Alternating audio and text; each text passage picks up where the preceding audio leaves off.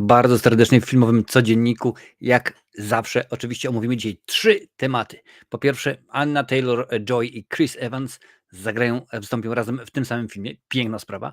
Mike Myers powraca, czyli 4. część Austina Powersa. No, brzmi poważnie, brzmi zawodowo, no ale tak rzeczywiście taka rzecz również ma się wydarzyć. Oraz no chyba rzecz mniej już naprawdę ciekawa, mniej rzeczywiście bardzo interesująca, czyli krótko mówiąc, okazuje się, że najprawdopodobniej będziemy świadkami tego, że powstanie film Egzorcysta Papieża, część druga. No niestety tak to rzeczywiście się zdarza, więc jeżeli chcesz być na bieżąco, daj suba i włącz dzwonek z opcją wszystką, a ja nie przedłużam i lecimy z pierwszym tematem.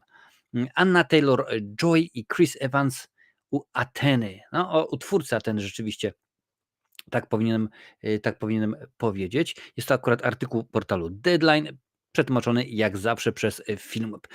Kolejny gorący projekt, który zostanie zaprezentowany branży podczas targów filmowych towarzyszących festiwalowi w Cannes. Tym razem jest to film syna Costy Gavrasa z hollywoodzką obsadą Sacrifice. Proszę bardzo, niech tak rzeczywiście będzie. Sacrifice będzie satyrą, która wyreżyseruje Romain Gavras, autor wyróżnionego na festiwalu w Wenecji filmu Athena. Jest również współautorem fabuły. W pracach nad scenariuszem wspomagał go Will Arbery, zdobywca nagrody Gildii Scenarzystów za serial Sukcesja. Rzeczywiście Sukcesja nomen omen odniosła wielki sukces i bardzo się podoba. Szczegóły fabuły jak zawsze albo jak bardzo często nie są na razie znane. Wiemy jedynie tylko, że akcja Sacrifice, czyli poświęcenie, będzie się rozgrywać podczas gali charytatywnej pełnej bogatych i wpływowych ludzi. W pewnym momencie imprezy przerywa wtargnięcie brutalnej grupy radykałów, którzy mają mistyczną misję realizacji tajemniczego proroctwa. No troszeczkę brzmi jak finał Batmana, pierwszego oczywiście. Anna Taylor-Joy, która aktualnie promuje widowisko Furiosa Saga Mad Max, a także Chris Evans, ostatnio widziany w filmach Randka bez odbioru i Recepta na przekręt. Czyżby też wystąpiła Salma Hayek? Proszę bardzo. Tutaj widzę, że jest więcej osób, jeszcze jest Brendan Fraser. Zdjęcia do filmu powinny ruszyć we wrześniu, więc jeżeli taka będzie obsada, czyli Brendan Fraser, Salma Hayek, Chris Evans i Anna Taylor-Joy, no to nic nie można powiedzieć, tylko to jest temat i film obowiązkowy. Trzeba rzeczywiście go będzie obejrzeć.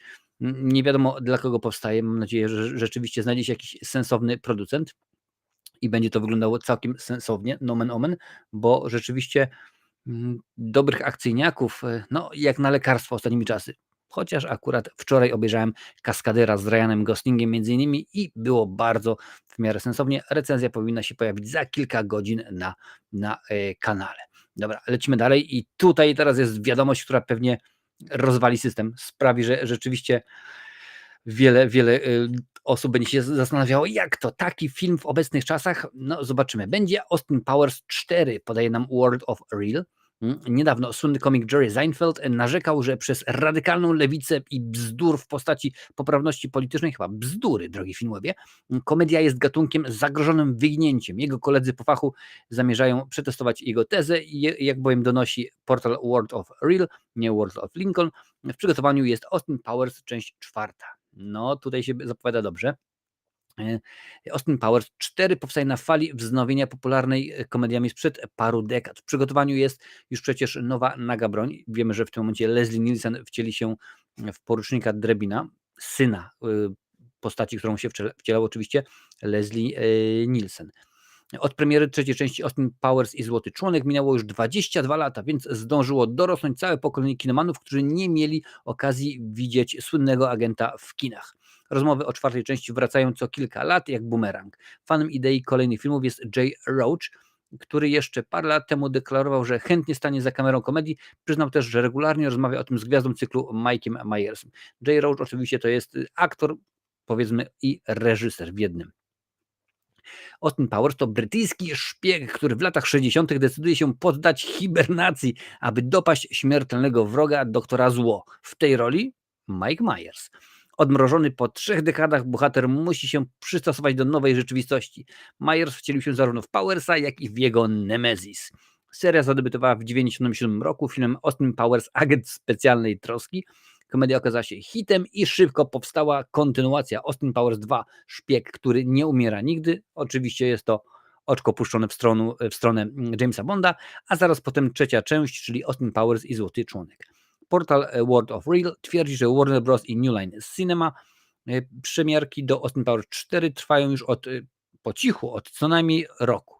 Niestety nie znamy żadnych szczegółów, wiadomo jedynie tyle, że w filmie nie pojawi się mini mój, gdyż Vern Troyer zmarł w 2018 roku.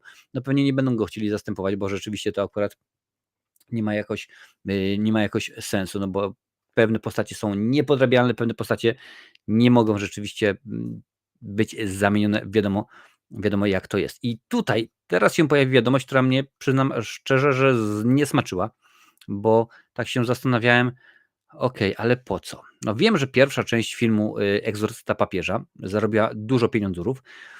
Chciałoby się rzec, bo to był oczywiście film, z tego co pamiętam, Netflixowy, ale zarobiła dużo subskrypcji dla Netflixa, zarobiła dużo tych łapek i podwójnych łapek w górę, wiadomo, godzin wyświetlenia i tak dalej, i tak dalej. Wszystko to, o czym żyją takie serwisy streamingowe. Więc panika w piekle, będzie Egzorcysta Papieża część druga. No to oczywiście wiadomość z Xa.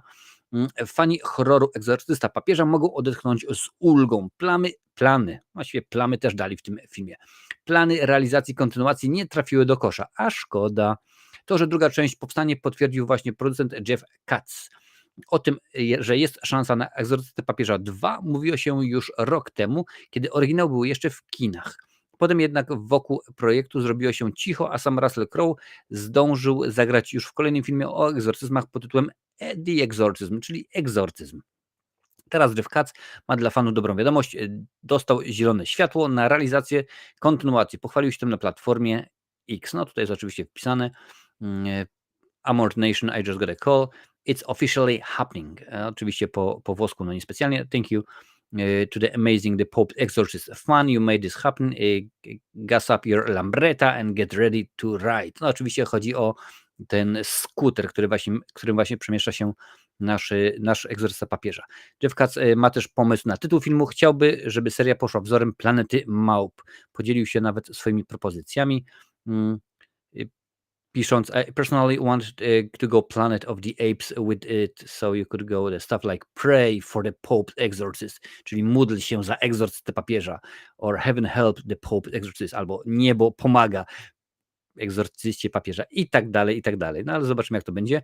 Niestety o samym egzorcyście papieża wciąż nic konkretnego nie wiemy. A o czym była jedynka? Film w reżyserii Juliusa Avrego.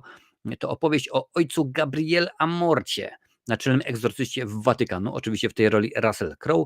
Duchowny, który odpowiada bezpośrednio przed papieżem, dostaje przydział do kolejnej sprawy wymagającej uwagi specjalisty.